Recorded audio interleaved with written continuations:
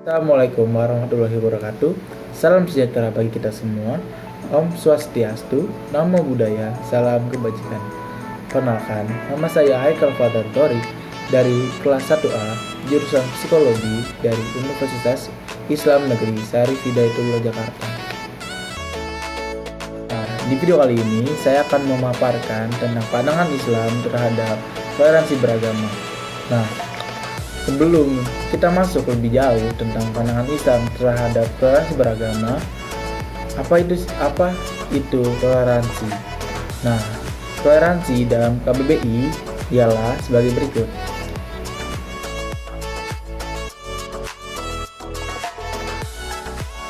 Toleransi dalam bahasa Arab yaitu artinya tasamuh. Namun, jika secara pengertian luas yaitu konsep modern untuk menggambarkan sikap saling menghormati dan bekerja sama antara masyarakat-masyarakat yang berbeda etnis, bahasa, budaya, politik, maupun agama. Nah, kali ini kita akan membahas tentang agama. Mengapa agama? Karena di Indonesia ini banyak sekali agama yang dianut, yang berbeda-beda. Jika tidak kita saling menghormati, mentoleransi satu sama lain, maka akan menimbulkan banyak konflik yang terjadi di negara ini.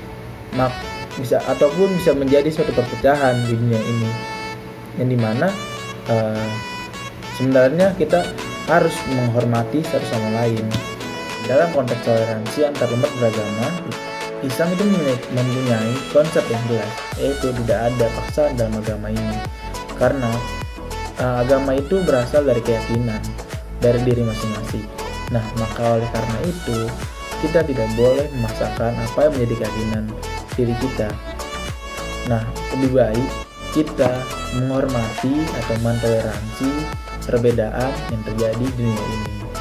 Nah, oleh karena itu isi Jakarta Charter atau Piagam Jakarta yang berisi tentang ketuhanan dengan kewajiban menjalankan syariat-syariat agama Islam bagi para pemeluknya itu diganti, karena di Indonesia bukan hanya agama Islam yang dianut, karena banyak masih beberapa agama yang ada di Indonesia saat ini, sampai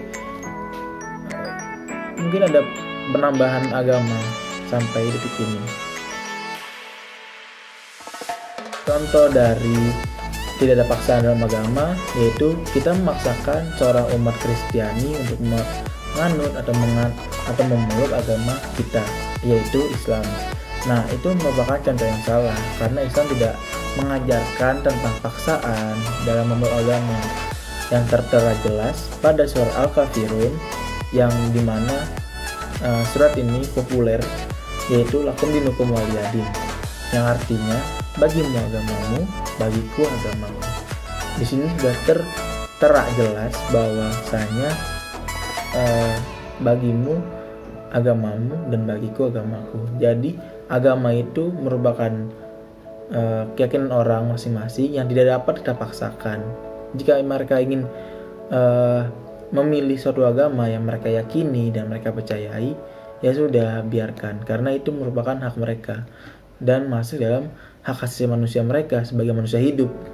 Mereka bebas memilih agama yang mereka percayai dan mereka inginkan. Menurut ajaran Islam, toleransi itu bukan hanya sama manusia loh, tapi juga terhadap alam semesta, binatang, dan lingkungan hidup. Nah, dengan makna yang luas ini, maka seharusnya toleransi antar umat beragama menjadi perhatian penting dan serius.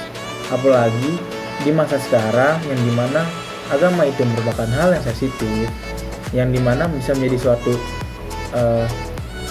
sebagai suatu senjata untuk memecah belah atau menyebabkan konflik di negara ini.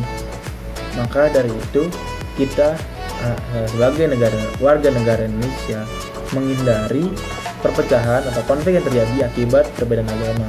Nah, berikut ini adalah contoh konflik antar umat beragama yang dimana tidak saling menghormati satu sama lain yang menyebabkan peperangan antar umat beragama.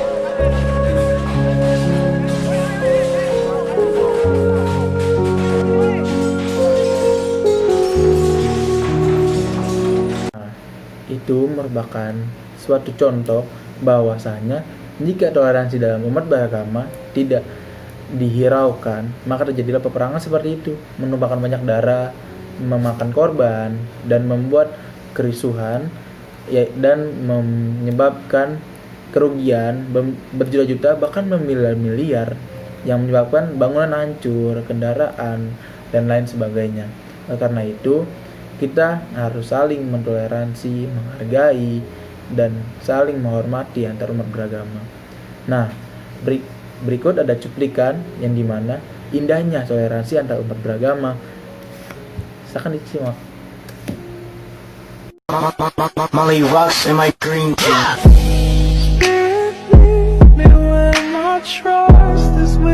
Indahnya toleransi, teman-teman. Nice banget.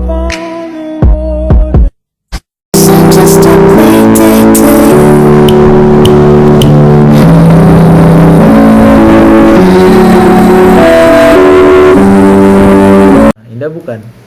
Nah, oleh karena itu, marilah kita sama-sama untuk saling menghargai, menghormati, dan mentoleransi antar umat beragama dan perbedaan agama di dunia ini, khususnya di Indonesia ini. Maka, kita sebagai warga Indonesia harus tetap bersatu padu, tetap satu, walaupun kita berbeda agama. Nah, sekian dari materi yang bisa saya paparkan. Semoga konten ini bermanfaat dan menambah ilmu. Saya Haikal Fadlan Thorik, pamit undur diri. Wallahul muwaffiq ila aqwamit thoriq. Wassalamualaikum warahmatullahi wabarakatuh. Dadah, sampai berjumpa di konten berikutnya.